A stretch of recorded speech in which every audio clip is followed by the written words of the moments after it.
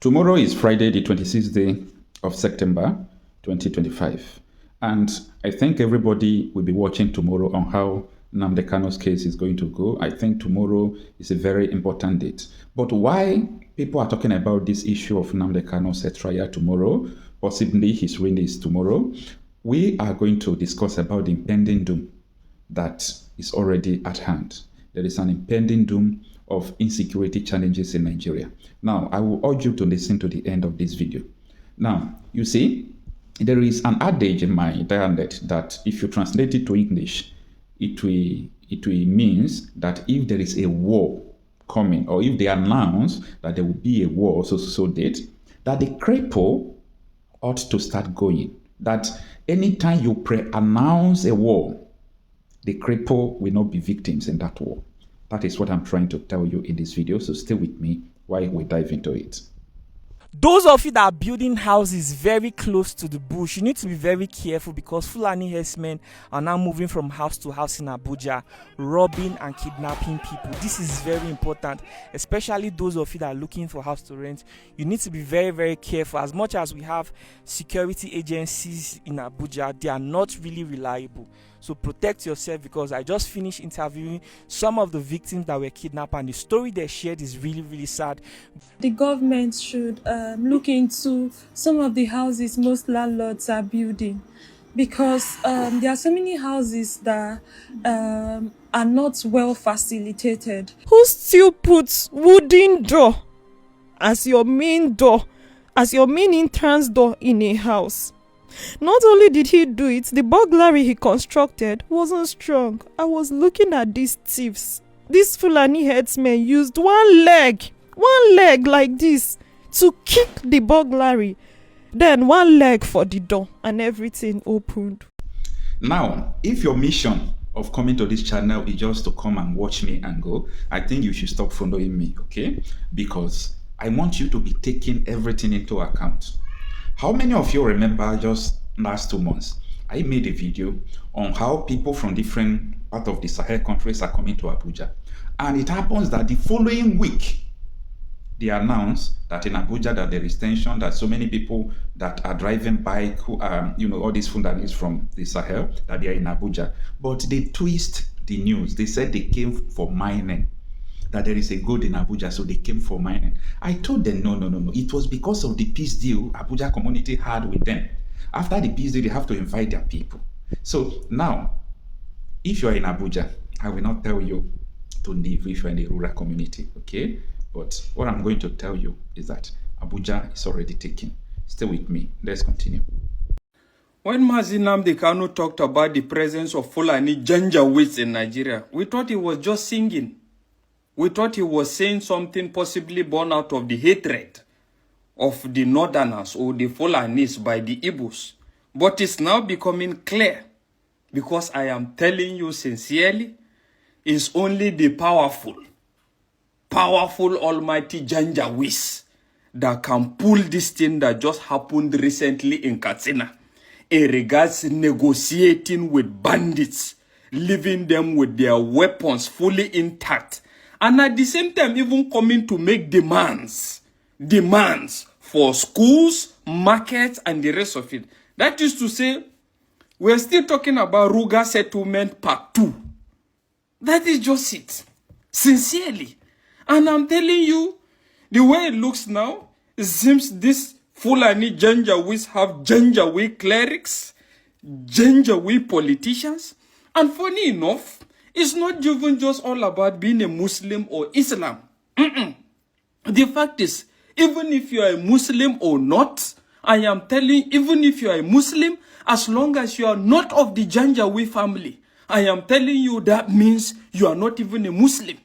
Because the way it looks now, the Janjaweed family actually is all about the radical explanation or definition of Islam, the way they understand it. I am telling you. And that is why they are able to render havoc on even Muslims themselves.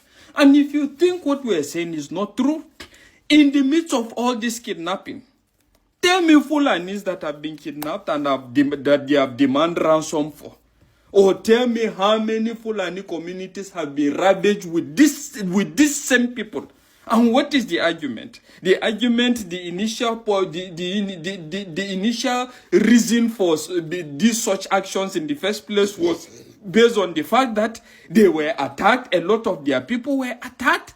And I'm telling you, on what basis? On the basis that they enter people's farm and they finish their crops, most especially houses that are known to be predominantly farmers. All of a sudden, and let me tell you another attribute of these Janjaweeds. As far as these Janjaweeds are concerned, I'm telling you, at the moment, they don't even have a country. When you allow these Janjaweeds to establish their empire in any state, I am telling you, they invite all other Janjaweeds from all parts of the world. Get me wrong. Get me right. I'm not saying that all the Fulanis are bad in nature, but I am telling you that it seems they are Janjaweeds and they are all about an agenda. And the earlier everybody comes to this come to term with this, the better for everybody. And to some certain extent, it may as well look as if the Janjaweeds happen to be even the people keeping this man in detention for long. Because having seen a lot he has said, he seems to be a person that knows so much, which is actually troubling to them. I am telling you, and nothing more. Well, I just hope Nigerians will wake up to this and realize that there are people that are bent on destabilizing this country and ensuring that it doesn't progress and it doesn't grow. All they are all about is establishing their kingdom of radicality that can be spread to the world. That is how it looks at the moment. Because in this life, what goes around comes around. If you support evil today because you're benefiting, eventually that evil will overwhelm you. The same thing happened to APC. The same thing happened to Fulani Caliphate. They brought in terrorists from all across the Sahel. They brought them into Nigeria to try to force Jonathan out of office. Now Jonathan is out of office. They are now, of course, reaping what they sowed, all of them. That is the price you pay for duplicity. That is the price you pay for treachery. That is the price you will continue to pay until you rise up and say, enough is enough. It is up to you to do it. Can you imagine Fulani people telling you, if you remove Fulanis from Yoruba forest, imagine Fulani telling you, if you remove them from your ancestral lands, there will be war, and you are panicking. And you have not asked yourself, why are they not saying the same thing about the East? Why did they not say to Eastern Security Network? Why did they not say to me, if you don't stop evacuating Fulani terrorists from the forest, there will be war? Because they know, they understand psychologically that you don't have what it takes to resist them. Your lives are being taken away from you. Your forests are being occupied. Your mothers are being raped. Your daughters are being abducted. And the whole national government, presidency, is supporting such people. And you're telling me that Nigeria is viably sustainable. Is that what you're telling me? That somehow this contraption is sustainable, it is viable. It can never be. Because the more you stay in one Nigeria, the more you are inviting the Fulanis to take over your ancestral lands, to take over your villages, and to make life a misery for you. That is the end game. That is the outcome. If you doubt me, go and do a bit of research. Ask yourself, who are the Hausa people? Who are the Nupe people? Who are the Bachama people? All of these people were steamrolled by the Fulani march to the Atlantic Ocean. And now they're in Yoruba land. They're in their forests. They are in their forests. And who is going to drive them away from there? If not the Yoruba youths. Forget about your useless governors. Your elders are very strong. I love Yoruba elders. The way they behave, the way they talk. Very, very strong. They said they support Akeredolu. This is the governor from those state. They support him in what he's doing. People must come out to say that enough is enough. When you travel to the north, do you live in the forest in the north? The Igbo people in Sabongeri in Kanu, are they living of course it's Hausa land, are they living in the forest? They came to the town, they work very hard, they build houses, they build mansions, they develop the entire place. Is that not what they do? What are Fulani people doing in our forest? Nobody can answer that question. They say that they're pastoralists. The world aspiring to be a member of the UN Security Council, where you move cattle from place to place. Are you people well at all? You so-called Nigerians, are you normal in the brain? I'm asking you a simple question. Show me a country that aspires to be in the 21st century, moving cattle from place to place, telling me they're grazing. Which country is that? Please tell me. All of you don't have any shame. When you have people, an entire presidency coming out to defend a very primitive, archaic agricultural practice, then you know you embrace serious mess. You are in one almighty trouble, I'm telling you. People are in a mess. The Holland that you get your pig milk from, do they move cattle from Rotterdam to Amsterdam? I'm asking you a simple question. But they produce the pig milk that you're drinking every blessed day. Why can't Fulani produce pig milk in Sokoto? Why can't they produce carnation milk in Kanu? They have the cattle. Before the white man came, did you see any Fulani in your forest? All these people talking rubbish about movement of cattle and movement of... I'm asking you, before Britain came and handed over Nigeria to Fulani, ask your grandfathers, please, or your grandmothers. Centuries ago, you have to go back to history to understand how Nigeria came into existence. Fulani has been expanding from day one, from Senegambia. All the way from Senegambia, they've been expanding, and now they are in Okigwe. All the way from Senegambia, they are now in Okigwe. You are setting up yourself to become like the Hausa people. Remember when Hausa was supporting Fulani? We are Hausa Fulani, we are Hausa Fulani. Where are the Hausa people today? I ask you. Where are those Hausa people today? Do you see them anymore? They're saying we are Hausa Fulani, we are Hausa Fulani. Do you see them again today? Do you see them? I'm asking you. No, because Fulani have completely overwhelmed them. It's called emasculation. Completely emasculated them. Than what is happening right now. I ask you what is happening now. Fulani have now come out to tell you we are Fulani people. Is that not what they are saying now? They are not telling you we are Fulani. No more Hausa Fulani. What does that tell you? That the Hausa race no longer exists. Do you want the same thing to happen to you? Hausa is gone. It took Fulani very many years before they came out of their shell. Remember before, many years ago, they told you we are Hausa Fulani. We are Hausa Fulani. Because that time, their subjugation of the Hausa race hasn't been completed. Now they have completed it. Have they not completed it? In the East, they come to the East, I will tell you, oh, you want to be the president or vice? Yeah. They say, give us land for Ruga. They give them land. As soldiers of Kanu did that Lok Banta. They have taken it over in forever and ever.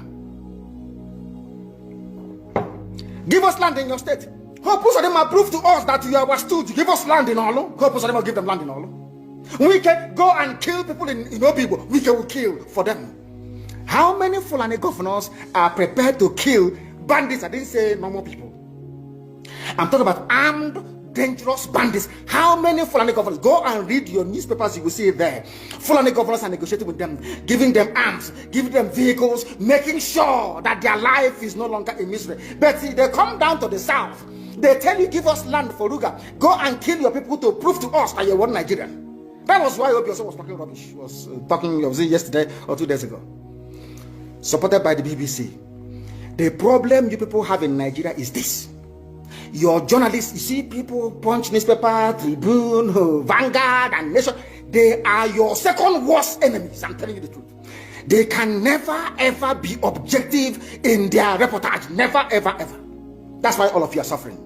But you don't know it. They were the same people used to scuttle the NSAS protest. Of course, some of you went about looking for Indomie in warehouses. Only Fulani stooges can now imagine the East. It took them very many years, nearly 50 years, to accomplish this very simple task of making sure that everybody, be it Ohanese, be it Pandef, be it governor, anybody you're bringing out must come to the north to swear allegiance to the caliphate. All of them. Ban on. Is there any political godfather in the East? There is none. They all go to the north to go and swear allegiance to the Janjaweed. That is why our life is in a mess. That is why they can bring someone like Obi also and make him the Ohanese President General. In front of our eyes, in front of Korokoro. And what did they bribe? They gave money to BBC. They gave money to all Zoo newspapers. They started to trumpet. Obi also, Apex Group, Apex. You saw them holding their meeting under a canopy. A ton without shame. A whole Ohanese. Under sand, ton canopy. Maybe you saw it. Disgraceful and shameful. Talking rubbish. The man looks like a Janjaweed anyway. Talking nonsense. These are people they have prepared for you to sell you down the drain. By the time the Fulanis are done with you, believe you me, if you don't rise up now to fight for your freedom, by the time Fulanis are done with you, you'll be more useless than a Hausa peasant doing Babiala. In 2014, 2015, 2016, they said he's a warmonger. He's a warmongering. I went to America and I told World Igbo Congress that this war you are avoiding is going to come to your villages. They said, no, it's not going to happen. What is happening today? When Yoruba was supporting the dead idiot called Buhari, did I not warn them that this evil you're supporting will consume you? They never listened. They never wanted to listen. IPOB is a terrorist group. You're trying to divide Nigeria. But Militia is not. People that you are calling bandits, have you heard anybody come out to say, please Buhari, since presidency is there defending terrorists in the forest, why don't you proscribe them? No, you cannot proscribe a Fulani group. Never. And all of you, we are supporting evil. When there is the proscribed IPOB, proscribed indigenous people of Biafra. These are Yoruba journalists writing junk. Every day they keep writing rubbish. But their land is under siege. In order to ensure that they get into you, they subjugate you. Look at Yoruba land, Ilorin. Yoruba, how did you lose Ilorin? You lost Ilorin because somebody thought or felt that by aligning himself with what he felt was a superior Fulani force, he can defeat his own people. Afonja, what happened? As a result of that miscalculation, the great Yoruba race lost Ilorin to Fulani Caliphate. That is why in Ilorin you have an emir of Ilorin, not an Oba of Ilorin, answerable to Sokoto. That is where Lai Muhammad comes from. You can see them. Sokoto slaves in Yoruba land. When I say that it's not religion, it has nothing to do with religion.